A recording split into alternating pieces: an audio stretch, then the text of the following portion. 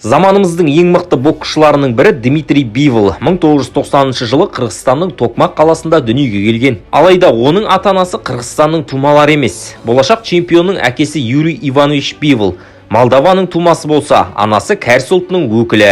Отбасында оның екі әпкесі бар. Бивол бокспен танымал Голливуд киноларын көріп, шабыттанып айналыса бастағанын айтады. Джеки Чан, Жан-Клод Ван Дам мен Брюс Ли секілді актерлер оның өзін жекпе-жек өнерінде сынауына себеп болған.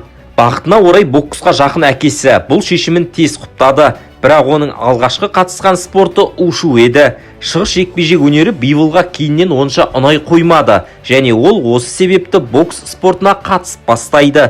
Жас Биволдың бокстағы таланты бірден байқалды. Осы себепті әкесі Ресейге қоныс аударды. Себебі бокс Қырғызстанда айтарлықтай дамымаған болатын.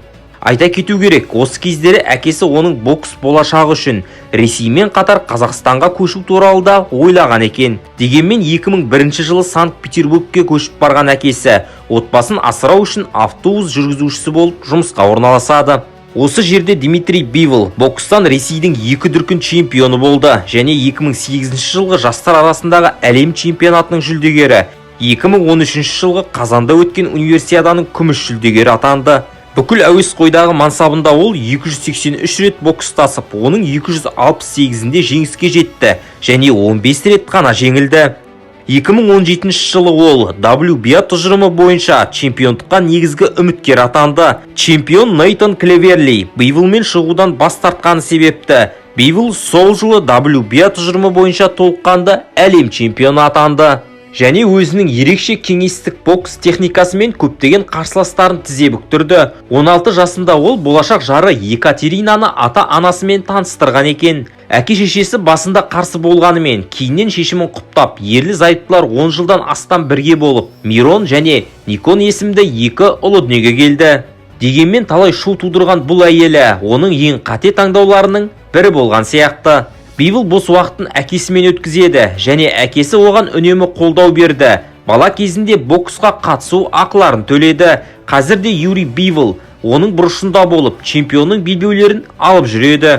Боксшы жеке өмірінде саяхаттағанды және футбол ойнағанды өте жақсы көреді. Өзін үнемі қарапайым ұстайды. Бивол үнемі салауатты өмір салтын ұстайтынын, дұрыс тамақтану мен режим ұстанудың маңыздылығын атап өтеді. Бір қызығы, боксшы салмақ қумайды, өзінің табиғи салмақ дәрежесінде сынға түседі. 2022 жылы атақты Канело Альвареспен жекпе-жек өткізгенде көпшілік оның жеңісіне сене қоймады. Тіпті букмекерлер оның жеңіске жету ықтималдығы Канелодан 5 есе төмен деп көрсетті.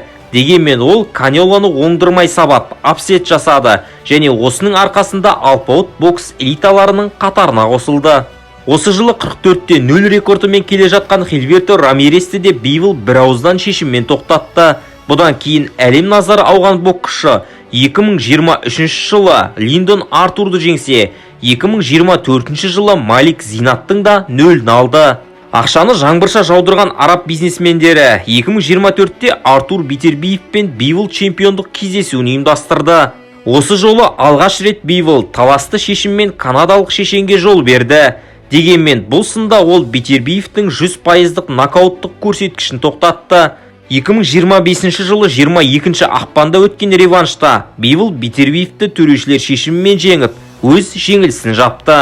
Қырғызстан туымен өнер көрсететін Биволға Қырғызстан президенті жекпе-жек алдында ерекше дизайндағы Rolls-Royce автокөлігін сыйлағанын айта кету керек. Өзін Дмитрий Бивол кеңестік боксшы санайды екен. Оның бокс стиліне қарасақ, біз бұл стилді көреміз. Не десек те, ол бізге әлі де талай чемпиондар мен керемет бокс көрсететіні анық. Келесі кездескенше достар.